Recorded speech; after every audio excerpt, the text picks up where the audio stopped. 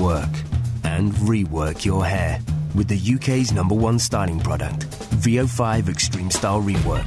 Break the mold. Immersive gaming, sandbox gaming, emergent gaming, these are pretty important buzzwords at the moment, and with the 360 release of Fable 2, sequel to the popular fantasy RPG, it's pretty much impossible to deny that there's a new leader in town.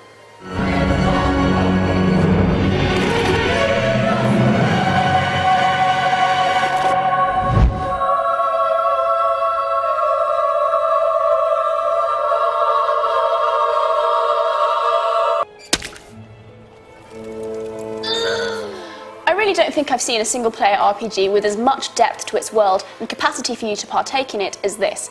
Right from the get-go, the world seems well developed and whole. Periphery characters might often wear the same outfits, but they all have their own concerns and opinions, even if these are expressed with stock phrases.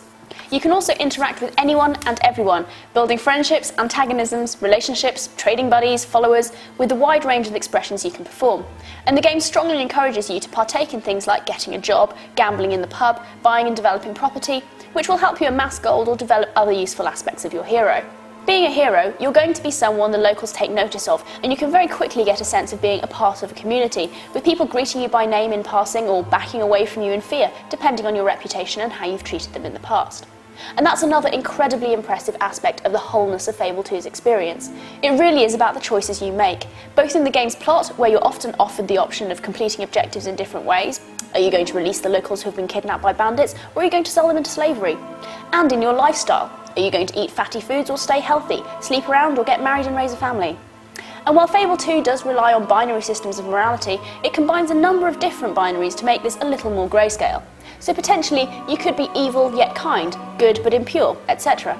And all of these choices will have an effect on the way people treat you and on the game itself, for example in the prosperity of towns your actions affect, or in your own physical appearance. The game is also really nicely presented, with good solid graphics that benefit from an attention to detail that makes this world come alive. The voice acting is very good too, with Zoe Wanamaker's voice guiding you through as your mentor, and other appearances by top talents Stephen Fry, Helena Bonham Carter and Bill Nighy. The quest and plot elements of Fable 2 are enjoyable, but not particularly revolutionary. The whole thing has been made very accessible, which is a good thing, but does mean simplification, which may frustrate some of you. Combat is now a largely single-button affair, with X for melee, Y for ranged and B for magic. But as you level up these three aspects, again following a fairly simple structure, you can unlock moves that require a little more skill from the player. But I think you have to appreciate the game for what it's trying to do with emergent play, and how seamlessly the plot blends with all the lifestyle stuff.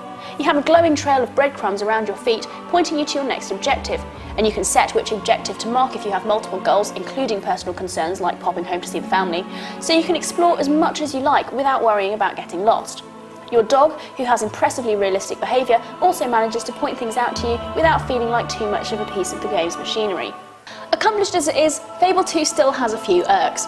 Load times can sometimes make scene transitions or character reactions feel a little jerky, and you can hear that poor 360 really working every damn second of the game, so I'll be glad when I can install this to the hard drive. I also think the menu system, especially the inventory and spell selection, could have been a little bit more user-friendly. So yes, there are a few flaws, and although with Fable 2's vision and successful implementation it's pretty clear that Peter Molyneux is a genius, I do also think that he's a bit of a fruitcake. Here's your minimap, it's a dog. It's awesome, but perhaps the son also a little weird. Even more so, the relationship elements. And while it's definitely fun to flirt with villagers and make them fall crazy in love with you, or in my case hate me as I have a perverse love for flirting with straight prudish housewives, a little bit of me died inside when I actually bedded one of my conquests in-game. But Uncanny Valley aside, generally this is a very enjoyable, very praiseworthy and impressive game that succeeds in drawing you into its fantasy world.